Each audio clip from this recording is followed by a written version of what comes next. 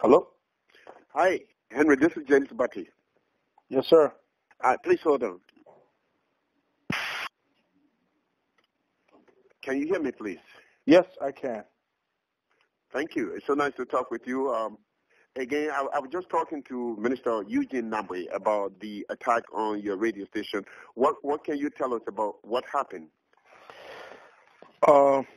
I've been here in the States where I host my show from, and so because of the time difference, I would wake up at 2 a.m. But yesterday morning I didn't do the show because yesterday was Armed Forces Day in Liberia. So I woke up sometime around 7 a.m., went to my cell phone, and I saw, an influx of messages and calls from Liberia. So I immediately called my operations manager, and he broke the very disturbing news to me that at 3 a.m., according to the watchmen who guard our facility where our broadcast equipment are kept, 3 men made a way, scaled the wall, the fence, jumped into the yard, put him on a gunpoint, as was done 2 weeks ago.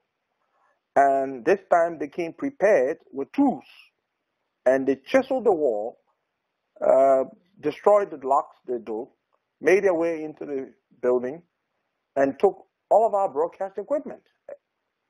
And they left. And it was quite disturbing because we had only gone through it less than 3 weeks ago. And we were off the air the last time it happened for like 2 or 3 days. And so this is what has happened. And they came back. Apparently they came back this time prepared to do that.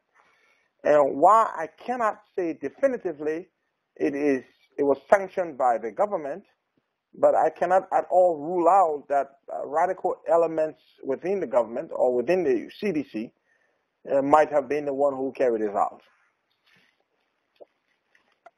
Henry, I spoke with the Minister of Information, Eugene Nambwe, and he said that being a government critic does not mean that the government cannot protect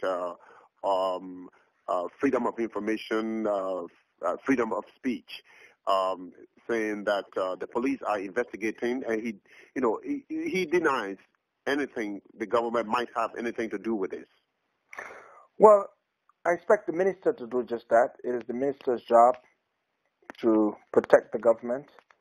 At the same time, it is the government's responsibility to protect me as a Liberian citizen who is simply exercising his constitutional right of free speech.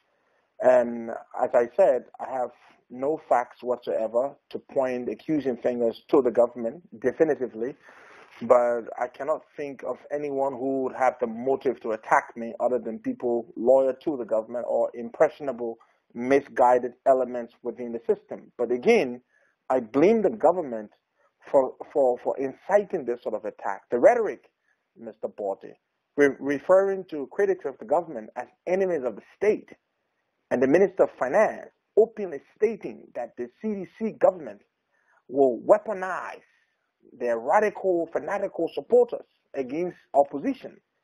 And the chairman of the ruling party, Mr. Moba Molu, openly, flagrantly, unsubstantiatedly accusing opposition people of planning to assassinate the president.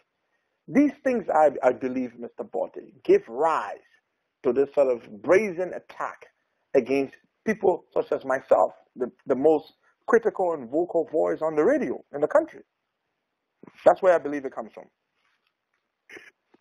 Mr. Costa, thank you very much again. So nice to talk with you. Thank you very much, sir. Bye-bye.